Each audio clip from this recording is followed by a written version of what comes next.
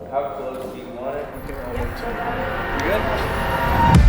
In a minute, this room, this amazing room, is going to be full of leaders from all over the world. And what I'm so excited to talk to them about is this concept of reinventability. Please help me in welcoming Nataly Kogan.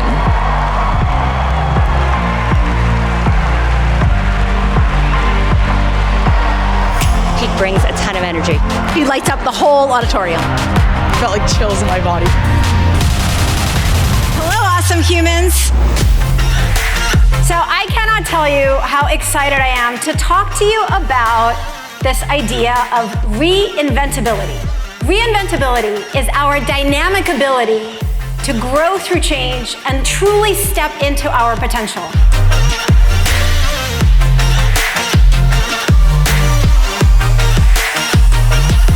I speak all over the world to awesome humans and leaders like you. The number one thing that I hear is, I and my team are so overwhelmed by the pace of change, especially with how AI is transforming how we work and live.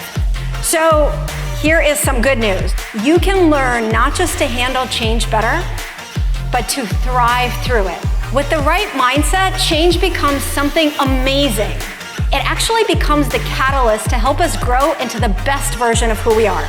Do you want to find out how to do that? All right, fantastic, because that's what I want to share with you. But before we talk about the mindset, I want to tell you my story on change. I grew up in the former Soviet Union, and when I was 13, my parents and I left everything and everyone we knew behind and started our journey to try and come to the US as refugees. And it was a really difficult experience, but it gave me a huge gift. And the gift that it gave me is I got really great at change. I had to learn how to adapt, how to learn to speak English. The lessons I learned became really useful because over the next 25 years of my career, I went through so much change. I started my career in consulting at McKinsey, and then I've helped build 5 different companies, including one that I started, it's a company called Happier. We built what became the world's largest gratitude sharing app, and it was incredibly meaningful to create something that was helping so many people.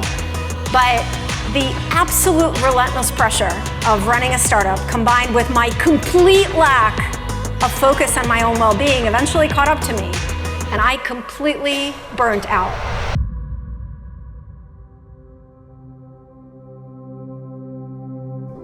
And it was in this absolute uncertainty, when I could no longer do what I thought I should do, that I finally admitted something to myself that I had denied for 39 years. You see, I have always wanted to paint, but I never let myself. Why? Because painting didn't have anything to do with my very narrow concept of myself as a tech CEO. And it took hitting that really low point to realize something that still feels really vulnerable to share with you. I'm an artist.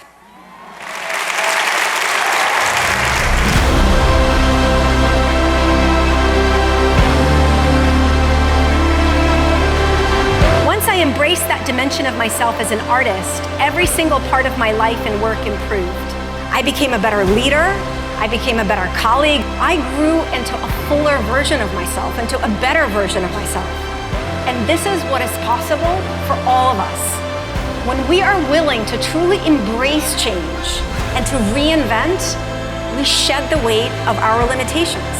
And it is from that place of aliveness that we can create the impact that I know all of you want to have, the impact that is truly yours. So how do we do this? Well, I spent 10 years of research in neuroscience and psychology, and then I applied the science of how transformation actually takes place to create what I call the reinventability mindset. And I want to journey through it with you together. I get to work with some of the most brilliant, committed, awesome leaders and companies in the world. As we go through and apply this reinventability framework, what happens is they shift out of that frustration and overwhelm into this mindset of what is possible. My absolute favorite question to ask when I work with leaders and teams is, what are new possibilities that might be opening up as you go through this change? Everything changes when you shift your focus to that. What are some new opportunities that I could explore? Are there new dimensions of me that I want to bring forth through this change? These are some of the questions I want you to ask yourself to activate your brain to look for what's possible instead of resisting and fearing the obstacles or what's hard. It was absolutely unforgettable. I felt very motivated. It was engaging. It was one that really opened me up. Within minutes, the energy in the room was just very free. And if we're talking about trying to cultivate creativity, innovation in teams, this is it. We all have these limiting beliefs. They are the biggest blocker to your happiness and to your ability to grow into who you're really meant to be.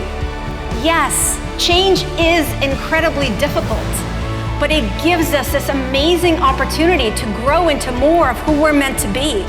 And when we do that, when we have the courage to be more of who we are, that's when we can thrive through change. So it is time to peel off your limiting beliefs and reveal your inner masterpiece. The one that's been there all along, just like this one. Thank you all so much. Thank you guys. Thank you so much.